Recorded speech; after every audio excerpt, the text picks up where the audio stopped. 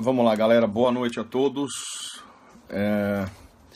Tenho recebido aí diversas mensagens aí dos amigos do Brasil para que a gente possa comentar essa tragédia e as consequências dela. Em primeiro lugar, queria deixar os meus sentimentos para a família do ministro Theory, uma pessoa extremamente correta em toda a sua vida. Nas oportunidades que tive de estar com o ministro, em razão de alguns processos do Supremo, percebi a maneira técnica como ele sempre agiu. Isso realmente sempre foi uma marca de Sua Excelência, um ministro extremamente estudioso, técnico, discreto e que vinha servindo ao país. O ministro Theory, ele entrou pelo 5º Constitucional na magistratura do TRF da 4ª Região, depois foi nomeado ministro do STJ e desde 2012 estava no Supremo, ocupando a vaga do ministro Peluso, desde 2012.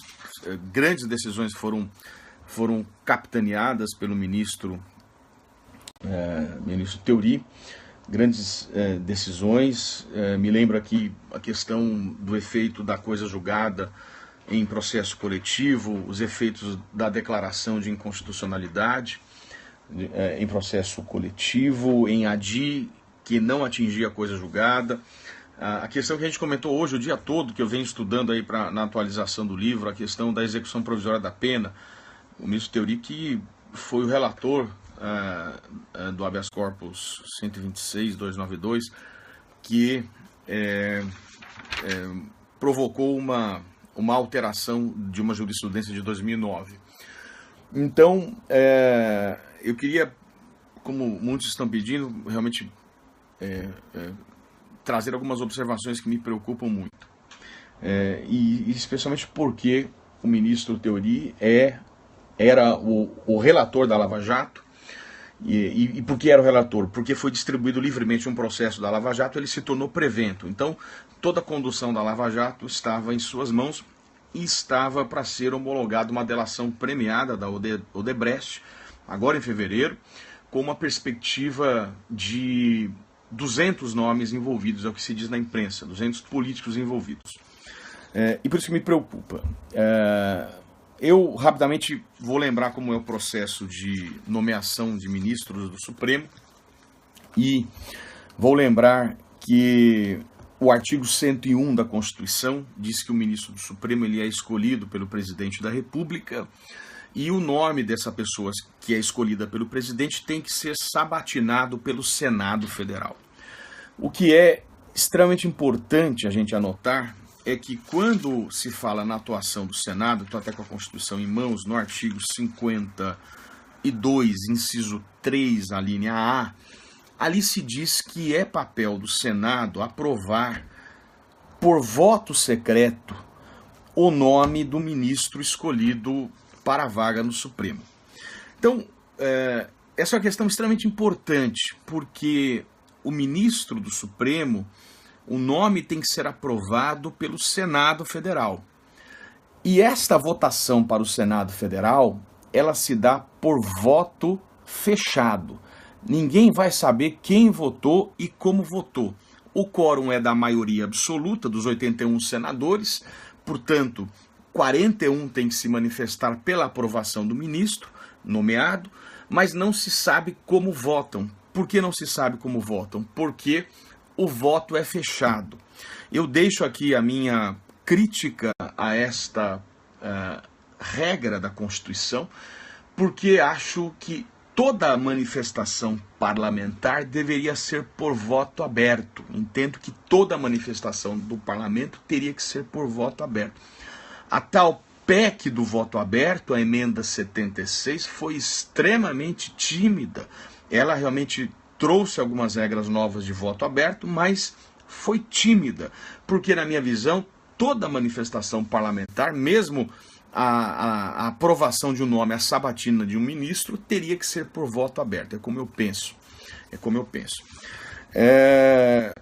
A Constituição, ela tem esta esta característica durante toda a República, e há um trabalho do ministro Celso de Mello que traz algumas curiosidades do Supremo, e eu estou até, a gente fala isso no livro na página 870, e ali eu trago esse trabalho do ministro Celso de Mello, lembrando que nesses 128 anos de República, todas as nomeações de ministros que passaram por uma sabatina, em apenas 5 delas, apenas 5, houve rejeição do nome. Apenas 5 houve rejeição do nome. E o ministro Celso de Mello lembra que isso se deu durante o governo Floriano Peixoto, de 1891 a 1894. Só 5 durante a República. E dentre esses havia um médico chamado Barata Ribeiro. E foi toda a situação envolvendo esse médico, Barata Ribeiro, que gerou uma interpretação da Constituição de 1891, porque ali falava na Constituição de 1891 apenas em notório saber. Não havia a palavra notório saber jurídico como se corrigiu no texto de 34. E por conta desta brecha, notório saber, foi nomeado o médico Barata Ribeiro. E o Senado rejeitou depois, definindo a regra, entendendo que tem que ser jurista, tem que ter feito a faculdade de Direito, não precisa ser advogado, não precisa ser juiz, não precisa ser promotor, não há um requisito, ele tem que ser jurista, notável saber jurídico. E desde então, desde essa interpretação do Senado que foi colocado na Constituição de 34, se fala em notório saber jurídico, tanto é que o 101 diz ali que tem que ter mais de 35 anos e menos de 65 anos de idade, notável saber jurídico, reputação ilibado, e tem que ser brasileiro nato por força do artigo 12, parágrafo 3º, inciso 4º da Constituição. Bom, e por que eu estou dizendo isso tudo? Porque, pela regra regimental, e aí que, por isso que eu estou fazendo esse histórico do processo de nomeação, pela regra regimental, artigo 38, inciso 3, inciso 38, inciso 4º do Regimento Interno, a linha A, o relator de um processo no Supremo, ele é substituído, no caso de morte, pelo ministro nomeado para a sua vaga. Isso significa o quê? Significa que o próximo ministro a ser nomeado para a vaga do ministro Theory, em razão dessa tragédia, é quem vai assumir todo o acervo de processos do ministro Theory. E por que eu estou dizendo isso? Porque, na minha visão, essa é uma situação extremamente complicada e delicada, já que na imprensa se sinaliza que 200 políticos podem estar envolvidos na delação premiada da Odebrecht. E dentre esses políticos podem haver, estou falando tudo isso em tese, podem haver senadores da República que vão apreciar a nomeação do ministro escolhido. E isso é um problema extremamente sério. Eu gostaria eventualmente dar uma contribuição numa situação como essa, dessa tragédia, que esses processos da Lava Jato, eles não dependessem do ministro que será nomeado. Eu tenho uma certa preocupação, porque isso envolve a votação política do Senado por voto fechado. Talvez se possa pensar aqui que seja o caso de se aplicar o artigo 68 do Regimento Interno, que diz que, em caráter, parágrafo 1º, em caso excepcional, poderá o presidente do tribunal fazer uso da faculdade do artigo 68 e portanto, redistribuir os processos que se enquadrarem nessa situação de prescrição ou de situação extremamente delicada ou particular, como isso acontece, como se verifica no caso. Eu tenho aqui um exemplo da portaria 174 de 2009, que foi a portaria que o ministro Gilmar Mendes editou à época da morte do ministro Menezes Direito. E ali, ele, diante deste artigo que eu estou dizendo, 68, parágrafo 1º, o ministro, então, redistribuiu os processos que envolviam os critérios que ele coloca aqui, do ministro Menezes Direito, redistribuiu o processo livremente. Aqui eram processos de habeas corpus com paciente preso, prisão preventiva para extradição, extradição com extraditando preso, recurso extraordinário com repercussão geral reconhecida. Então, dependendo aqui da situação que se enquadre neste artigo 68, parágrafo 1º, me parece ser o caso de redistribuição rápida, imediata, já agora em fevereiro, dos processos da Lava Jato. Digo isso porque, primeiro ponto, o presidente da República não tem prazo fixado na Constituição para nomear um novo ministro. Assim como o Senado não tem prazo para nomear. Nós vivemos uma situação extremamente delicada, de um período extremamente longo para nomeação de ministro, que gerou repercussão na lei da ficha limpa. A demora para a nomeação do ministro Fux foi extremamente delicada, porque isso ficou praticamente um ano o tribunal com 10 ministros. Então, para evitar qualquer questão política envolvendo essa situação extremamente delicada, a minha perspectiva é que os processos da Lava Jato devam ser redistribuídos livremente, por sorteio, para não depender desta nova nomeação. Eu acho que se atrelar o novo ministro à Lava Jato, isso é extremamente perigoso, extremamente complicado. Isso pode levar decisões políticas no Senado, na própria escolha, isso para um lado ou para o outro. Me parece que deve haver uma isenção e não atrelar, porque a vaga vai os processos da Lava Jato irão para o novo ministro. Essa é a situação. Então, vamos aguardar o que vai acontecer, né? O que se espera é que o presidente da República nomeie com rapidez e que o Senado cumpra o seu papel também com rapidez. Mas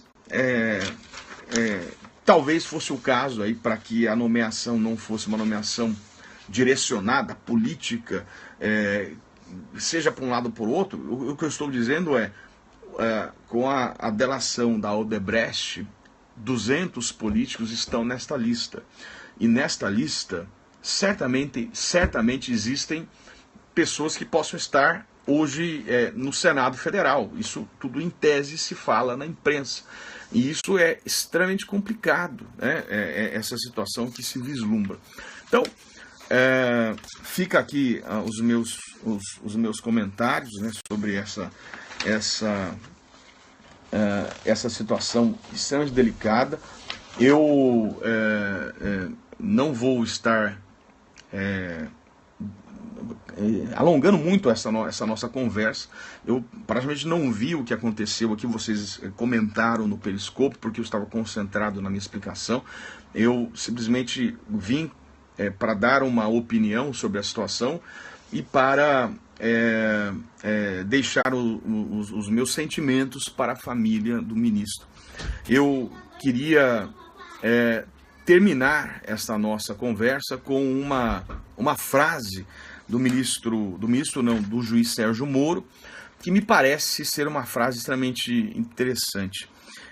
Eu termino então essa nossa conversa sem abrir o bate-papo, porque não é momento de bate-papo, aqui não é momento da gente conversar, é momento simplesmente de eu externar os meus sentimentos e a minha preocupação na nova nomeação. E eu termino aqui com uma frase, e peço desculpas por não estar abrindo, não estou lendo o que vocês estão escrevendo, mas por uma frase do Sérgio Moro, que veiculou na internet hoje com o seguinte conteúdo, abre aspas, de Sérgio Moro: tive notícias do falecimento do ministro Teori Zavascki em acidente aéreo. Estou perplexo. Minhas condolências à família. O ministro Teori Zavascki foi um grande magistrado e um herói brasileiro. Exemplo para todos os juízes, promotores e advogados deste país. Sem ele, não teria havido a Operação Lava Jato. Espero que o seu legado de serenidade, seriedade e firmeza na aplicação da lei, independentemente dos interesses envolvidos, ainda que poderosos, não seja esquecido. Então, realmente, essas palavras do juiz Sérgio Moro sobre a pessoa do ministro Teori, que é realmente unânime essa leitura de Sua Excelência, da seriedade, do conhecimento técnico, da firmeza na aplicação da lei, isso tudo que fique, né, para exemplo para o nosso país. Termino, então, realmente dividindo esses sentimentos com os meus amigos e que a gente, né, siga firme aí, né? E veja a fragilidade da vida, né? Realmente, do dia para a noite a gente não sabe o que pode acontecer, né? Então realmente a fragilidade da nossa vida. Então é isso, vamos seguindo. Obrigado pelo carinho de todos vocês e a gente se vê aí numa próxima live. Desculpa não ter aberto aí para o bate-papo, mas realmente uma situação bastante delicada hoje. Galera, a gente se vê e um abraço para todo mundo, deixando os meus sentimentos para a família do Ministro Teori.